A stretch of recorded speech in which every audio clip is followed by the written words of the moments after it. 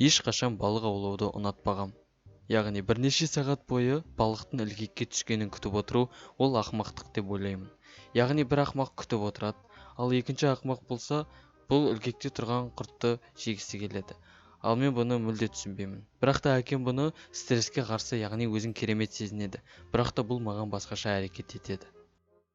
Аптаның кезекті күні әкем мені тағы да өзімен бірге балық аулауға алып шықты және де қармақты ұстап шуламай отыруын айтты. Bir кезде менің қармағыма балық түскенін байқадым. Оны көрген әкем қаттырақ маған тарт деп айқайлады. Бұл балықты шығарып алған болатынбыз. Және де бұл балық, сіздер сенбейсіздер, алтын болып шықты. Иә, ертегідегідей алтын балық. Әкем күлді де маған тілегіңді айт деді. Мен ойланбастан тілегімді айттым. Мен мектебімдегі өте танымал бала болғым келді. Өйткені мектептегі қараңғылы өмірден қатты шаршаған болатынмын. Айтпақшы, мен өзім туралы айтпаппын ғой. Менің есімім Бейли, ортаңғы сыныпта оқимын. Өздеріңіз түсінгендей, мен мектепте өте танымал емеспін. Мен жақсы оқитын болғандықтан мені жақсы оқитындар қатарына қосады. Және де мен сабақты айтарлықтай жақсы оқимын, және де достарым секілді өте ақылдымын. Ал бізде бұндай мектепте жақсы оқитын адамдарды, яғни балаларды жақтыртпайды. Менің достарым бар. Биг, Бен и Рози атты менің осындай 4 досым бар. Біздің мектептің өте білімді 4 оқушысы. Және де біздің мектепте Джина және де Джастин деген өте танымал балалар бар.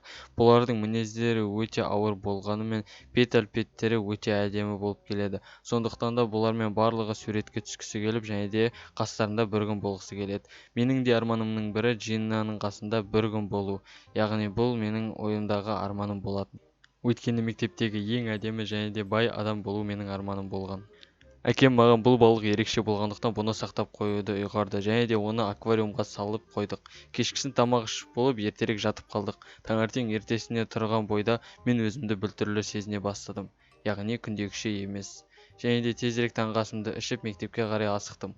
Мектепке кіріп қалсам, барлығы бір шетке ығысып маған жол бере бастады. Және де қыздар маған қол бұлғады. Ал мен оларды түсінбей, оларға да қол бұлғаған болатынмын. Және де қуаныштан кіріп келдім, өйткені барлығы маған көңіл аударды. Және де өзімнің достарымнан бұнда не болып жатқан сұраған болатын. Олар маған сен өте танымал және де бай екеніңді айтты. Немене? Деп менің басымда ой болды. Иә, достар, мен сыныпқа кірдім. Және де бұрында мен Дик пен Розаның қасында отыратын едім, бірақ та мені алғы партаға, яғни Джастин мен Джинаның алдына отырғызды.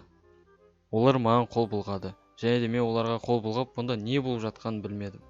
Және де бір кезде менің есіме түскені, кешегі алтын балықты ұстап мен оған арман айтқаным бүгін міне орындалып келеді. Бұл өте керемет. Және де ол күн менің есімнен кетпейтін күн болды. Өйткені барлығының назары менде болған болатын. Бұл күнді мен асыға күткен едім, және де бұл күн менің арманымның бірі болды. Мен күні бойы Джастиннің қасында жүрдім, және де барлығы бізге өте қуанышты күйде қараған болатын. Бұл менің арманым болғандықтан мен қатты қуандым. Және де оны кімге айтарымды білмей достарымды шақырып, оларға мен енді өте танымал адам екенімді айтқан болатынмын. Ал олар болса мүлде түсінген жоқ. Яғни мен оларға сендерге не болды, мен өзімнің танымал екенімді айтып тұрғанымды айтсам, бұлар қарасам, яғни саған не болды, сен өте танымал болып бізді ұмытып кеттің деп өздерінің ойларын айтып кетіп қалды. Мен біртүрлі болып қалдым. Bir кезде Джастин келіп, ақымақтарды тыңдап қайтесің деп айтқан болатын. Және де мені кешкісін үйге дейін шығарып салды. Кешке үйге келіп, бірден аквариумдағы алтын балыққа келіп, сен шынымен де ертегідейсің бе, енді сен армандарды орындайсың ба? Мен бұған сенбеп едім деп қатты қуанып, үйде не істерімді білмей жүгіріп жүрдім. Және де менің өмір мені қатты өзгеретінін біліп, және де армандарым орындалып, тағы да арман айтатыным есіме түсті. Және де мен өте кереметтей әдемі қыз қалаған болатынмын. Және де алтын балыққа келіп, Джина деген менің қызым болғанын қаладым. Келесі күні мектепке қатты асыққан болатынмын. Кіріп қалсам, Джина мені өзі күтіп алды. Және де барлығының назарының барлығының көрінше мені сүйіп қарсы алған болатын. Және де мен бұл кезде өзімді қатты қуанышты сезінген болатын. Өйткені ең танымал қыз менімен бірге жүр. Бұған тек қана Биг, Дэн және де Рози үшеу ғана біртүрлі күдікпен қарады. Бірақ та мен оларға мән бермедім. Сабақ біте салысымен мен Джинамен бірге серуендеуге шыққан болатынмын. Және де жол бойы Джина маған өзімен өзі көпіріп, неше түрлі өзінің косметикаларын айтып келе жатты. Ал мен болсам осы уақытта өзімді өте мықты бала ұқсап сезінген болатынмын. Мінекей, мен осылайша өзімнің өте кереметті армандарымды орындап, Инстаграмда көптеген лайктар жинадым.